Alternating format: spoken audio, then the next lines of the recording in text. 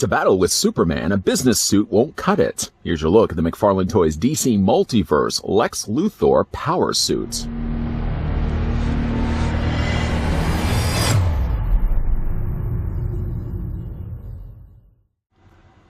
A brilliant businessman and inventor, billionaire Lex Luthor once saw himself as the most powerful man on Earth, until Superman arrived. Rather than using his wealth and genius to help humanity, Luthor uses his gifts in repeated attempts to destroy the Man of Steel. Though he's often defeated, Luthor is an extremely dangerous foe, and his superior intellect is his deadliest weapon. He's constantly inventing new devices in his war against Superman, including his high-tech armored power suit, which he uses to battle Superman.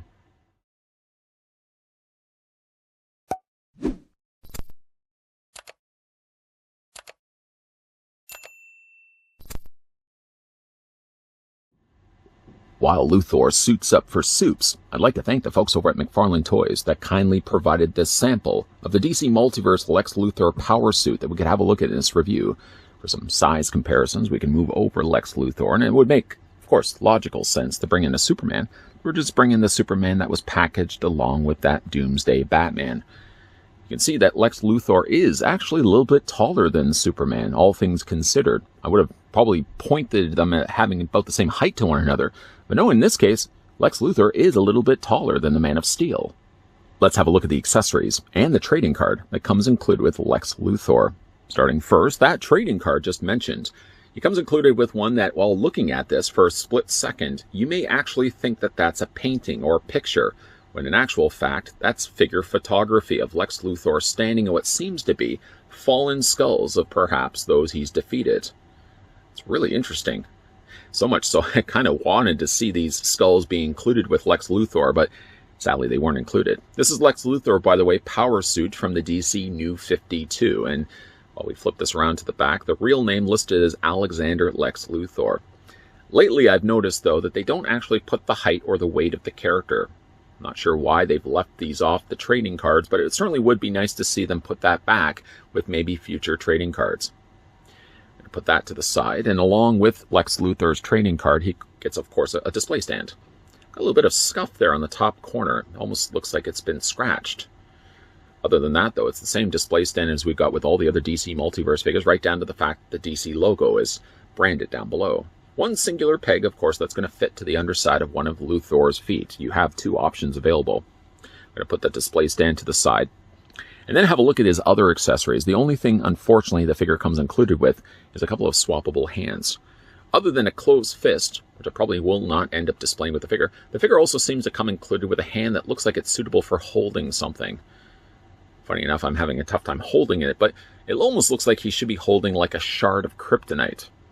I wonder if at some point the plan was to include with the power suit Lex Luthor like a weapon, a device, or even more so, a shard of kryptonite he could have used against the Man of Steel.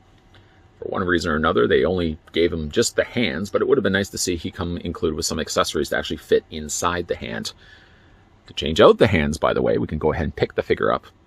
I'm only going to change this one because the other one is just, again, a closed fist. I'm going to wiggle that off and remove it from the peg. Just back and forth it goes. Actually, it seems like there's a little bit of resistance. Let's see if I don't break the peg off in the process. Yeah, it looks like, there we go. It seemed for a second like it didn't want to give way. Go ahead and put in the other hand in place. Yeah, I like this hand. I mean, that looks like power-hungry Luthor. Again, at the very least, it would have been nice to include like an accessory to fit into his hand, but again, if you want to display him like this, mad Luthor. Man, that looks fantastic. So those are his accessories. Let's get a closer look now at the figure. Even though this is technically New 52 Luthor, you really could just say that this is Lex Luthor from the comics, as at some given point, it seems that every iteration of Lex Luthor, sooner or later he gets himself a power suit. And this is very much a familiar-looking power suit, making use of the greens and the purples. I love the detailing that they've done to the suit itself. Up close and personal, you can see like there's all these little marks and stuff. I don't know if this is the resulting of him battling the Man of Steel, but it definitely looks like there's like these little smashed in and scratched in areas to his armor. I really wish I still had, and I don't think I have anymore, the original DC Superheroes Lex Luthor that had his power suit. Maybe I have it tucked away somewhere. I should see if I can find it. This is definitely a considerable upgrade from that original DC Superheroes Lex Luthor. And again, I just love the coloring and the molding that they've put into the suit itself. All that time talking about the suit, I spent very little time talking about the head sculpt. I think it would be safe to say that's classic looking Luthor, to the point where they've even got the one raised eyebrow. You can tell he's clearly plotting something.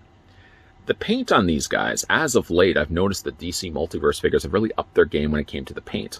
Depending on when you're watching this review, I also did the review of the Lobo, and between Lobo and Luthor, that might be my two favorite figures that they've released so far from the DC Universe, DC Multiverse line. Coloring on this guy, though, is fantastic. The head sculpt is really, really good. And again, bringing that green back into play, very similar to a color that you would expect to see from a Green Lantern Corps member. Boy, does it ever work really well with Lex Luthor here. Even to the point where they've got that higher collar.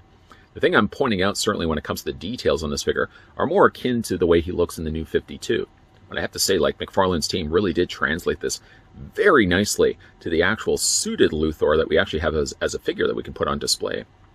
Again, some really nice little molded effects. You've got that slotted in area on the tops of his shoulder that carries on down to his forearm as well. And he's got these big giant gauntlet pieces that look to be a separate piece of softer plastic that they've attached to the forearms. I really do think, like, of the figures lately, really of late that we've had a look at here on this channel, Luthor here in Power Suit might be my favorite. I like the green, looks really, really good on it. I'm trying to wonder if actually the green is the part that's been painted in, or it's actually the purple. I can't imagine that they've taken halves of the green and actually put it on top of the existing purple body. Something has been painted. I'm willing to think it's probably the green. If that's the case, the green is really painted nicely, with really no bleed finding its way onto the purple. The green and the purple, again, just really good selections of colors. They could have gone with, granted, a darker green or a darker purple, but the metallic purple and metallic green surprisingly work really well together. And it's even not a very dark Joker purple either. It's almost got like a slight bit of metallic silver color in it. I know it's not really a silver color, but it's definitely not a solid purple. It's almost like it's got, as you can hopefully see as the light hits it, it almost seems to have a little bit of a silver sheen to it. Short of the fact that the figure doesn't have included any accessories, which is kind of the one thing I wish the figure could have included. I don't think there's anything really I would have changed to this figure. The boots are fantastically sculpted. Again, you've got the little gaps of space between the lower half of his feet and the top half of his kind of shin guard armor pieces. Again, that's to incorporate the articulation that we'll talk about more in a second. But like all the other DC Multiverse figures that we've had a look at, the articulation on the ankle is not impeding, not limited by any bit of additional sculpting that they put over top of it. Yes, there is going to be that visible gap, but if it means, again, that you're going to be getting articulation in the ankle, it doesn't really bother me too much at all. Let's now talk about the figure's articulation. So, of course, starting with this head sculpt. The head is on a ball joint, so you can get a really low look for Luthor, and you can also bring the head up quite a bit as well. You can also move it back and forth, and of course the obvious is you can twist it back and forth just before it starts hitting the side of his collar piece. The one thing about the head, though, and it's not when you notice it like this, you don't even see it, but when you move the head up, the coloring of his neck is just a little bit of a lighter shade than the skin tone that they used for his face. Again, you only really notice it when you bring the head up. If you have it straight on like this, you're really not going to see it. As for the arms actually go beyond the point of a 90-degree angle. And of course you can rotate those arms forward and back. And in addition to that, he does also have the socketed joint concealed underneath the green armor piece, but there's actually a little socket that allows the arms to come forward a little bit more so, and also allow them to come further back as well. Luthor also has a bicep swivel, double hinge on the elbows, and you can also rotate the hands all the way around.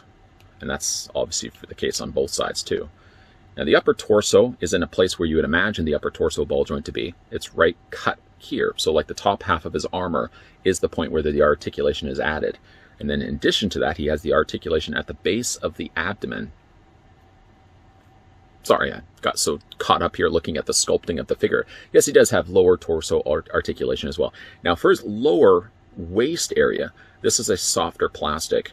They probably have put that in place, first of all, that it doesn't limit the articulation on the legs, and second of all, so that you hide the articulation point. So you don't even see it's there until you start moving the legs back and forth or moving the legs out to get a full splits with Luthor. The legs swivel essentially where they're attached to that ball joint. The figure does have the double hinge on the knee. And the figure also does have, as mentioned already, a hinge joint that goes up and down on the ankle, and it can also sway back and forth. And he does have, yes, he does have toe articulation as well. I think of all the figures that we've looked at, and it seems to be the case that we've looked at a lot of DC Multiverse figures as of late, Luthor might, I think, be my favorite right now. And why I'm freeing up a little bit of space right there is, again, to bring in the Man of Steel. You can see. I think Superman may have some problems on his hands when having to deal with Luthor. Again, the only thing that I wish this figure could have come included with, as I'm trying to get Superman's feet straightened up there, is I kind of wish that the figure could have included like a shard of kryptonite. Because it seems like his hand is designed, sculpted, and shaped in such a way that it looks like it should have been holding something. Maybe it was a case that at some point they had planned to include an accessory with Lex Luthor, and at the last minute they had to abandon that idea. I think it's safe to say that anytime we've gotten ourselves a DC figure line over the last, several decades, anytime there's been a Lex Luthor released, usually 9 times out of 10 he's in his power suit. And even when he's released in his business suit, everybody's more interested in him wearing that classic-looking green and purple suit that he has, the battle suits. Now, of all the figures that have been released over the years, I can't remember all of them, but I know certainly I can tell you my go-to has always been my DC superheroes, Lex Luthor, as sort of my definitive Luthor to be displayed with the rest of my DC figures.